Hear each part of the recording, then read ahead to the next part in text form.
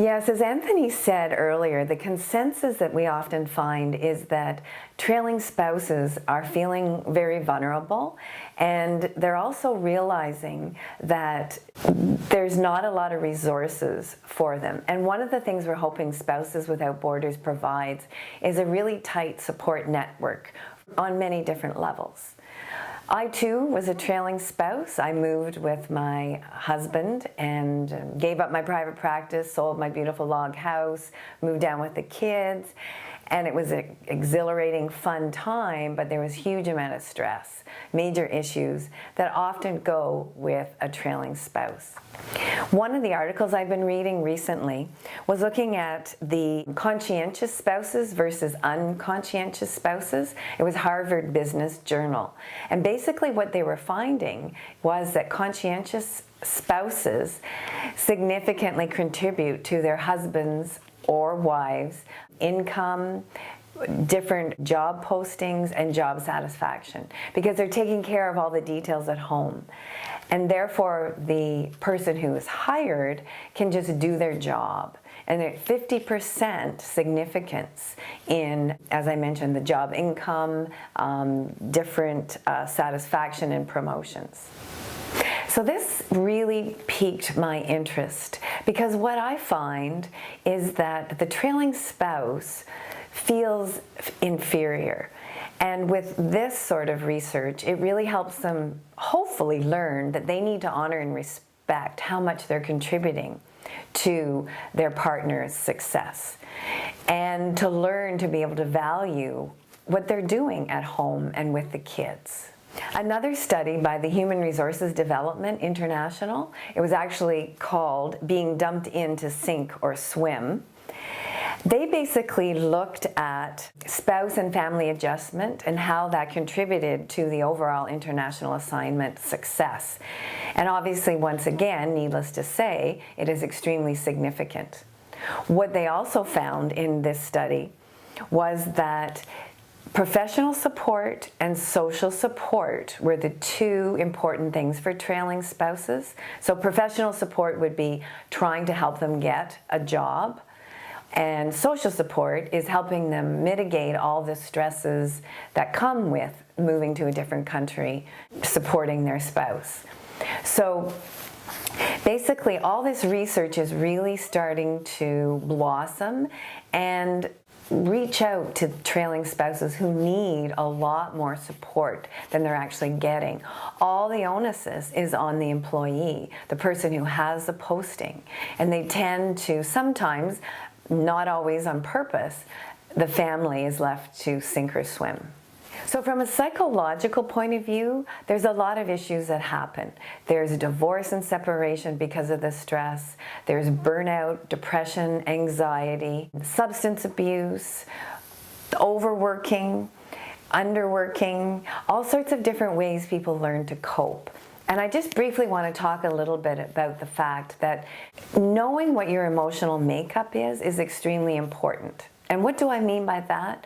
Well, I'm talking more on the old patterns that every single one of us learn as very young children. We learn coping styles between the ages of 0 and 7, actually. And some of the more common ones are, some of us become pleasers, some of us have a need to control, some people just avoid, I don't want to deal with it, ostrich, and other people come across as superior and have a real strong need for order. There's no right, wrong about this. It's just that we learn them, but they don't always work. For example, a pleaser can very readily burn out because they're so concerned about everybody else's needs and they're not concerned about theirs. Someone who has a need to control because they're getting stressed, whether it's a trailing spouse or if it's the spouse with the position, that can cause a lot of arguments. And actually, in some cases, it does turn to domestic violence, unfortunately. And you're stuck. You're stuck in another country, not knowing where to go or who to turn to. So how do you know that you're possibly getting into some of these symptoms? Well, isolating yourself and withdrawing is often one of the first signs.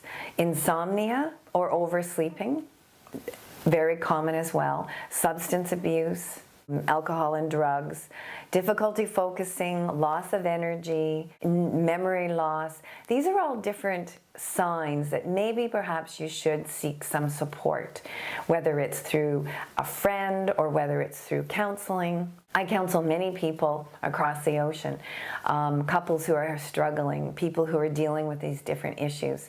And when they just have someone to reach out to who is not going to be telling anybody else, that's a lifeline. And hopefully Spouses Without Borders can provide that as well.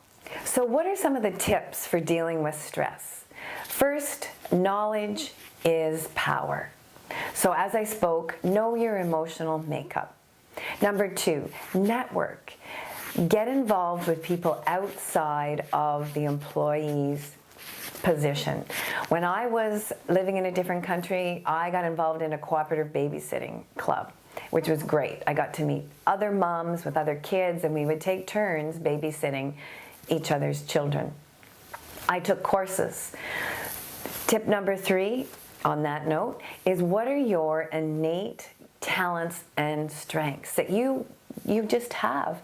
Maybe you can't use them because you're not working, but you can use them in other areas. If you're somebody who likes to problem solve and brainstorm, how can you use that? How can you teach, go into teach in schools? How can you possibly write about it? Using your innate talents and strengths really helps you fill yourself up and not lose your own identity. Speaking of losing your identity, in our coffee meeting, we also talk strongly about keeping your own bank accounts and credit cards so that when you do come back to your original country, you have an identity. One woman was talking about having to come back ahead of her partner to find a home. She had no credit rating. It was impossible. So there are all the different struggles. These are all the different battles that people go through when they're trying to either go abroad or returning home. How do we know what these patterns are? This is the other tip, is think about your thinking. Our thoughts create our feelings. Okay?